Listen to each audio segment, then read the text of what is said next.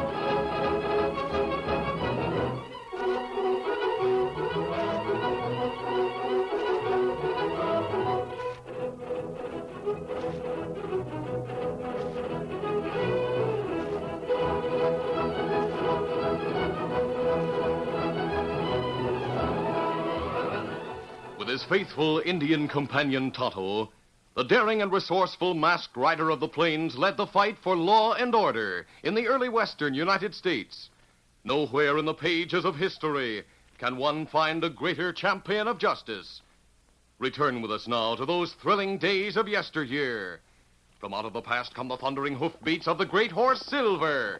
The Lone Ranger rides again. Come on, Silver. Let's go, big fellow. Hi-yo, Silver!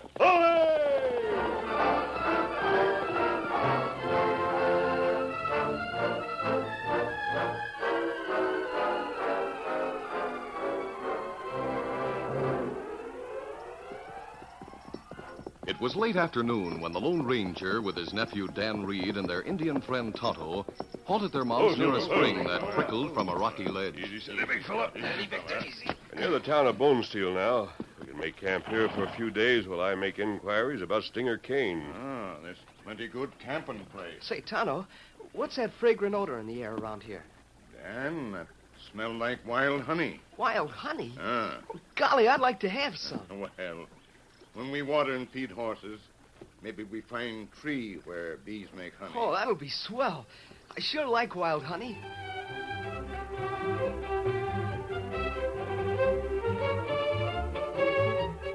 A short time after making camp, Tonto found a tree inhabited by a swarm of bees. And when they sat down to supper, he provided a special treat of wild honey, which young Dan Reed proceeded to gorge upon. Suddenly, Dan stopped eating and groaned.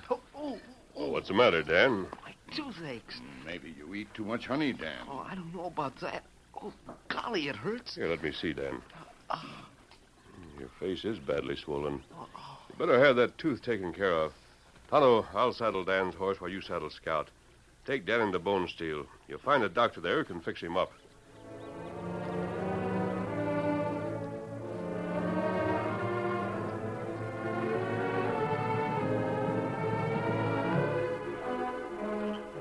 Meanwhile, darkness had fallen, and lights blinked brightly from the windows along the one wide street in Bonesteel. Three men, their sombreros tilted low over their faces, rode slowly up the street to the hitch rail across from the Sawdust Cafe. Easy, fella. I read you stay here with the horses. Keep me and Dizzy covered. All right, Stinger, if you say so. And I think the three of us should go in together. Yes, so do I, Stinger. That cafe's crowded. It's plenty risky just the two of us going in and hustling a place. I'm not leaving our horses unguarded. Come on, Dizzy. All right.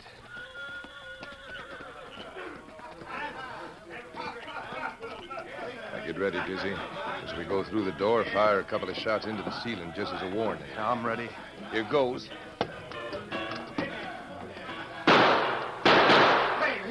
It's a holdup. Stand where you are. Don't anybody slap leather.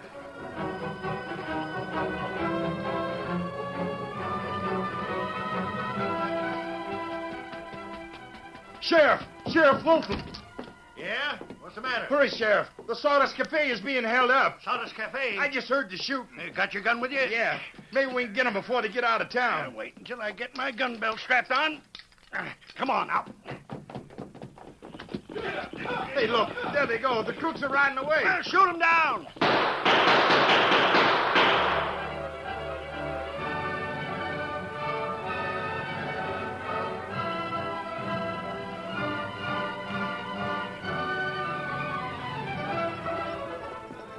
It was half an hour later when Tonto and Dan Reed rode into Bone Steel to find the town in a state of excitement as men mounted horses and raced past them.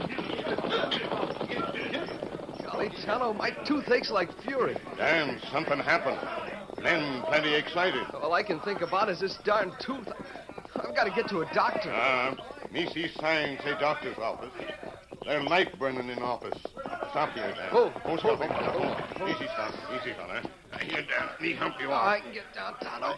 You go see doctor. Me find out what happened. All right.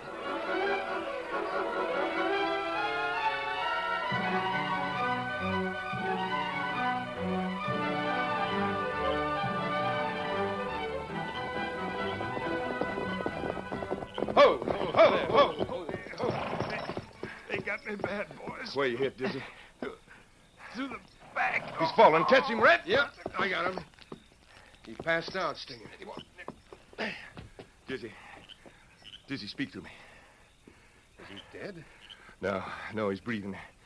He just passed out, but he's been hit bad, Red. What'll we do? I lay him across the saddle. Like this. Now, Red. Yes, Stinger? You take him to the cabin, do the best you can for him till I get back. Easy, boy. Well, where are you going? After the doctor and Bone Steel. You're a fool, Stinger. You can't ride right back into town after pulling a stick up. By the time I get back there, it'll be safe enough. Sheriff will have everyone out looking for us. Now, get him to the cabin, like I said. Get up! Come along. Get up.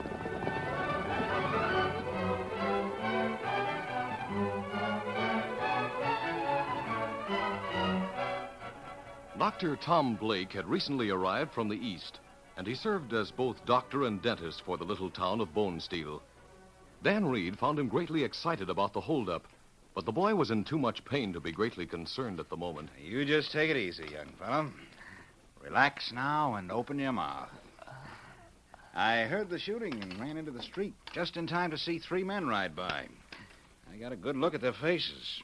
You have a bad spot in the molar. Can you fix it so it'll stop hurting? Yes. I'll drill it out and put in a filling. Now, this drill may hurt a little, but not for long, young fellow. Easy now.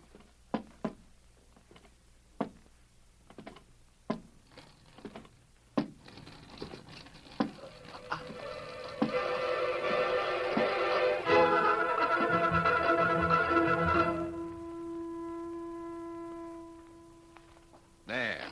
No more drilling. Oh, it still hurts. My face is still swollen. Oh, the swelling will go down. It'll stop hurting when I get this filling in. Now, just hold your mouth wide open. Like that. I'll stuff this cotton in like this. Now, don't try to talk. Now, let me put this filling in. You're a fine young man. I've got a young brother about your age back east. Yes, sir. Fine boy, just like you. You know what he asked me to do just before I started west? He said, Brother Tom, when you get out west, be sure and meet the Lone Ranger. Don't try to talk now until I'm through. Anyway, I said to him, Bill, there's no such person as a Lone Ranger. That's just a lot of tall tales you've been listening to. But, you know, I couldn't convince my brother Bill that there's no such person. Now, sit still, young fella, and I'll put in this filling. There now. Then... good evening, mister. Come in. I'll be through here in a jiffy. Don't make a move, Doc. Hey, gun. Right.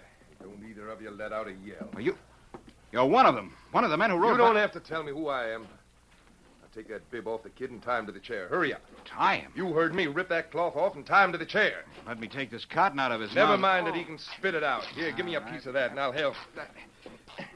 Hold still. All right, he's tied good enough. Now get your tools, Doc, and come with me. Well, where are you taking me? My brother's got a slug in him, and you're going to get it out. Now get a move on. All right. I got my case. I'm ready. But I'll need a horse. You'll have to ride double with me. Got no time to saddle your horse.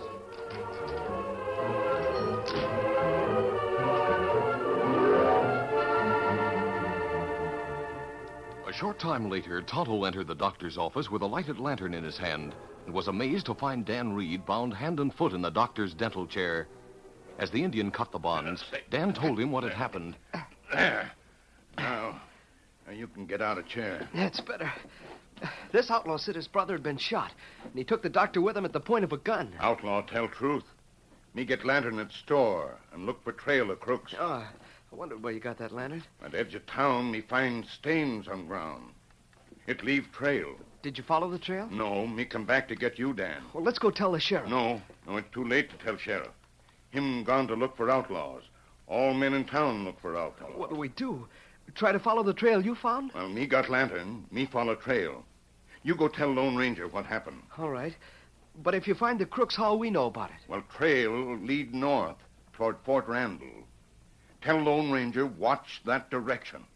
Me climb tall tree and wave lantern.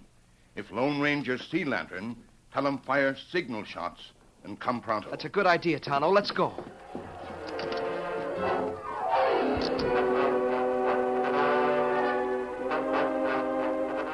When Dan Reed arrived in the Lone Ranger's camp and told what had happened in town, the masked man began saddling the great horse Silver in readiness to respond to Tonto's signal. The description you give fits Stinger Kane, and his mention of his brother makes it certain it's Kane.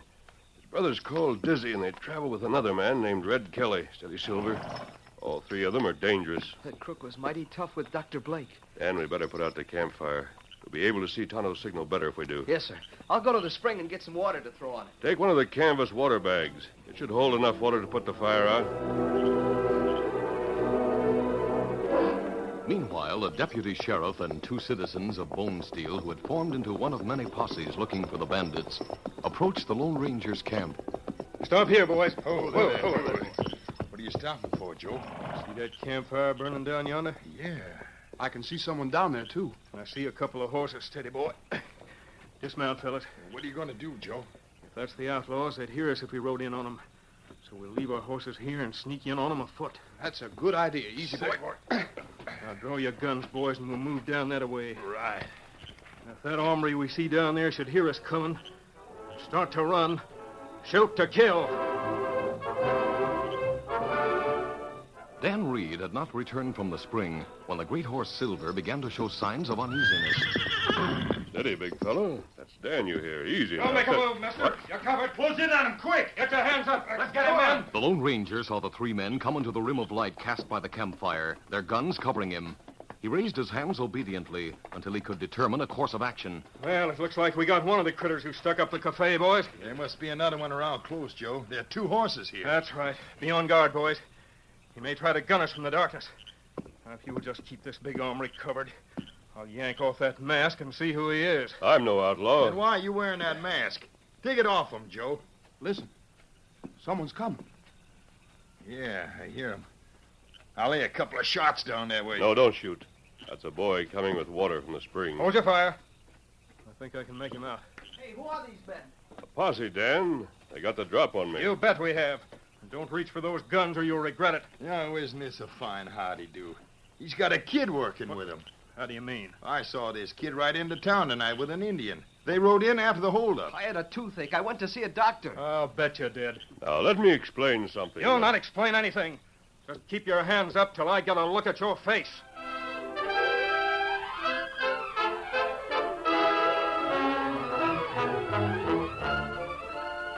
The curtain falls on the first act of our Lone Ranger story. Before the next exciting scenes, please permit us to pause for just a few moments.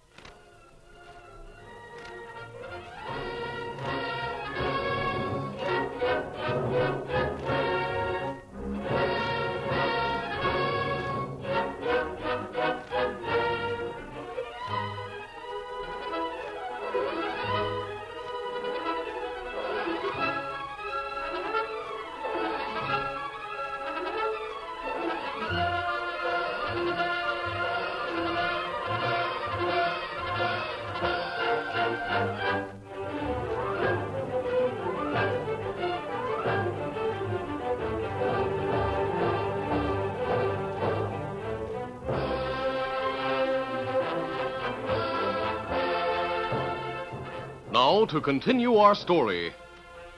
When Dan Reed returned to the Lone Ranger's camp with news of the holdup and Tonto's message that the outlaws had taken the trail toward Fort Randall, the masked man decided to break camp at once.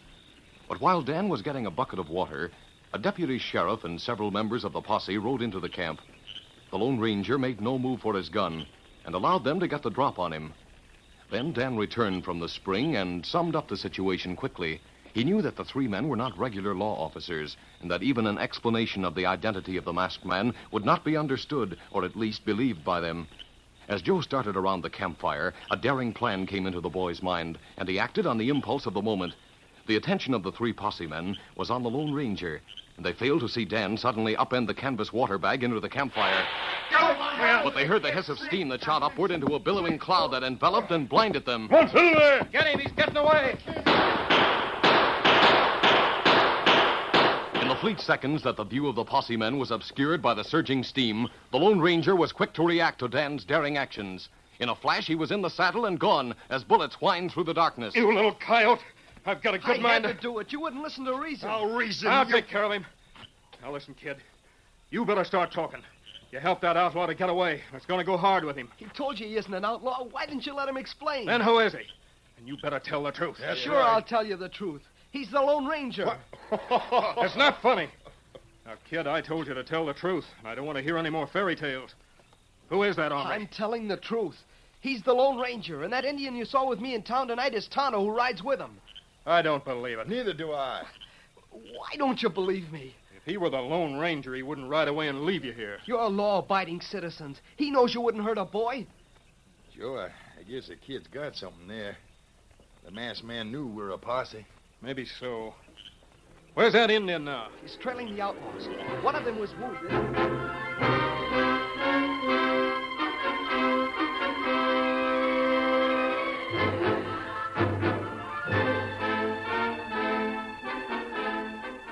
In a cabin a few miles from Bone Steel, Stinger Kane's brother Dizzy lay on a pallet on the floor and groaned in pain, while Red Kelly tried to assure him that help was on the way. The Sawbones will be here any minute now, Dizzy. He'll fix you up in no time. No, I won't last that long. Oh, yes, you will, Dizzy. You're going to pull through. Hey, they're riding up now, I think. Wait, though. Might be lawmen, so I'll step over here and keep the door covered till I'm sure. Sounds like Stinger, though. Now get inside. I was covering the door, Stinger, until I was sure it was you in the dark. How's Dizzy? He thinks he's dying. Take a look at him, Doc. And tell me the truth. I'd have no reason to lie to you. Red. Yeah? The woods are full of lawmen. We heard 2 or 3 posses looking for us as we rode in. Yeah? While Doc's working, you get outside and stand guard. Sure. But I'll hang this quilt over the window. Cut out the lights. You better get our horses out of sight. Keep out of sight yourself. What if a posse rides in? Just hoot like an owl. I'll be laying for them when they come in. You can cover me from the door if any of them decide to fight it out. All right. I'll get outside. How about it, Doc? I'll have to take his shirt off before I can tell you anything definite. But I can see he's been hit badly. Here, I'll help you. But I want to warn you, Doc. My brother's got to pull through. If he don't, I'll hold you responsible.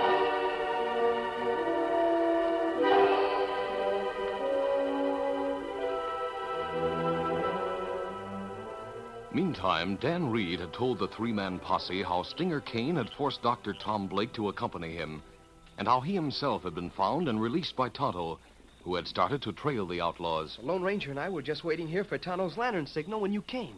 Joe, I think the kid's telling the truth. So do I. It looks like we made a mistake. But gosh, he was wearing a mask, and I never dreamed he might be the Lone Ranger. Well, it was natural to think he was one of the outlaws. And, of course, when you started to take his mask off, the boy here didn't know what to happen. That's right. Hey, look. Where? To the northwest there. See that lantern being waved? Yeah. Tonto's found the outlaws. He's signaling for the Lone Ranger. That's not very far from here, maybe a mile. We better head that way, boys. Where are your horses? Back here a piece. Get mounted, Dan, and go with us. If we run into the masked man, you'll have to explain things. You bet you will. Steady, Victor. Easy, boy. Come on, Dan. Get your horses. Come on, Victor.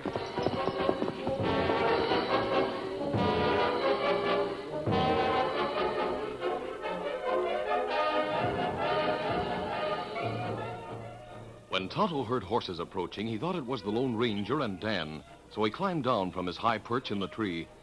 Dan briefly explained the situation and asked, Where's the Lone Ranger? Oh, him not come. Me think you come with Lone Ranger.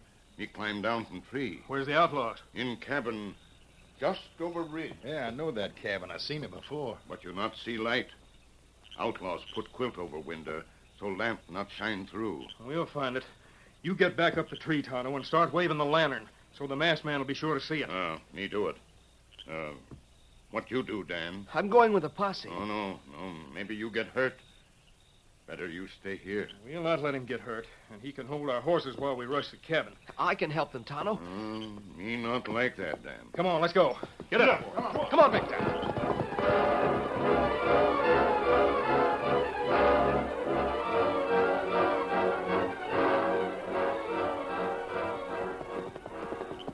A short time after Dan and the posse rode away, the Lone Ranger came up to the tall tree from which Tonto was signaling, and once again the Indian climbed down. Oh, Silver. Oh, easy. Steady, big fella. Steady, Silver.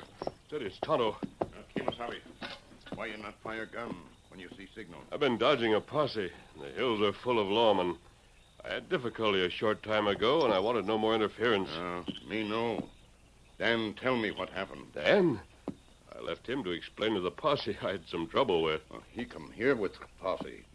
Where have they gone? To get outlaws. Me tell them where find them. Dan, go with them. Get mounted quickly. Easy, Scout. Easy, fella. Dan doesn't realize the danger he's in. That's right. Come on, Silver. Get him up, Scout.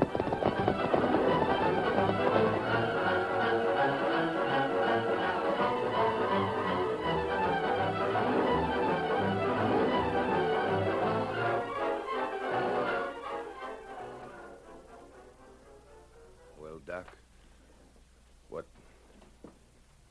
what's the verdict? He's dead. What? Dead? He died while we were removing his shirt. But you can't let him die. He's my kid brother. There's nothing anyone can do for him now. I warned you, Doc. I told you not to let him die. But there was nothing I could do. Have a mind to... Listen, Sounds like help's arrived.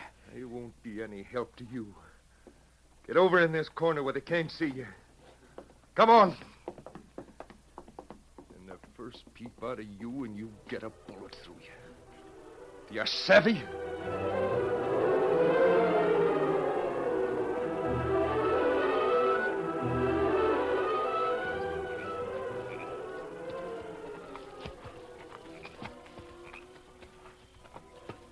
Find the horses in the back of the cabin, Joe.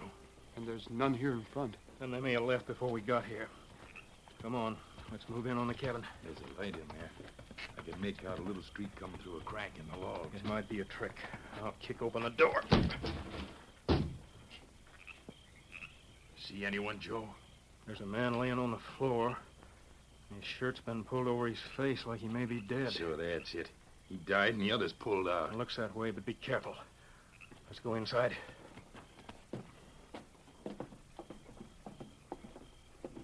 Freeze, you hombre. You're covered. Drop those guns. You better do as he says. He'll kill you. Now line up against that wall.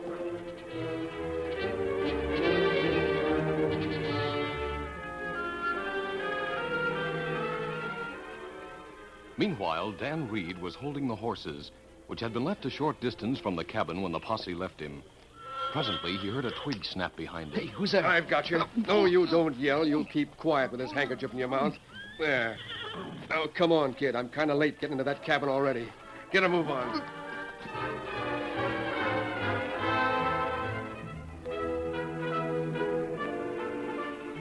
Keep your hands up, all of you.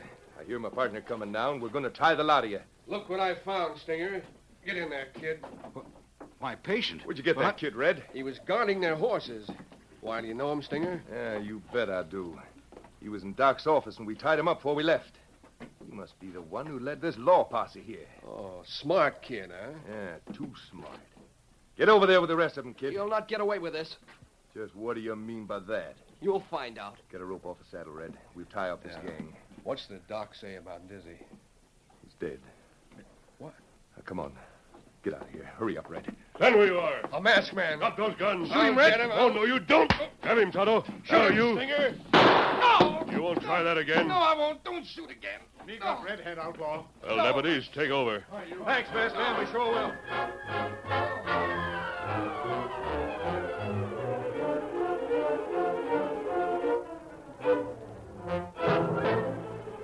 Stinger Kane and Red Kelly were quickly placed in custody by the posse, and the loot taken in the cafe robbery recovered from the saddlebags on the horses, which had been hidden in the underbrush. Well, Tonto, Dan, our work here is finished. Let's be going. Right. Me got horses ready. Good enough. Dan, just a minute there. Yes, Dr. Blake? You remember tonight in my office we were talking about the Lone Ranger, and I said I didn't believe there was such a man? I remember. Why didn't you tell me you knew him? I couldn't. You had my mouth filled with cotton. Adios. Adios. Goodbye. Get him up, Scout. Come on, Victor. Doc, I'm mighty glad you're going along with us when we take these prisoners into town. Why, Deputy? I'm afraid the sheriff would think we were liars if we told him we had the Lone Ranger in our posse tonight. But he'll believe you. That's right, Doc. You bet.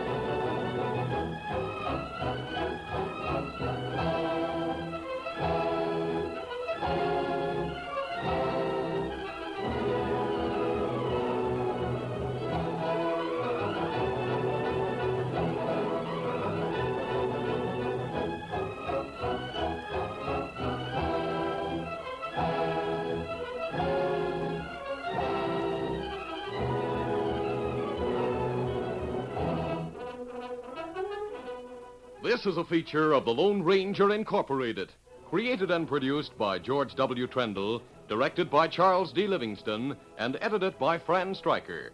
The part of the Lone Ranger is played by Brace Beamer.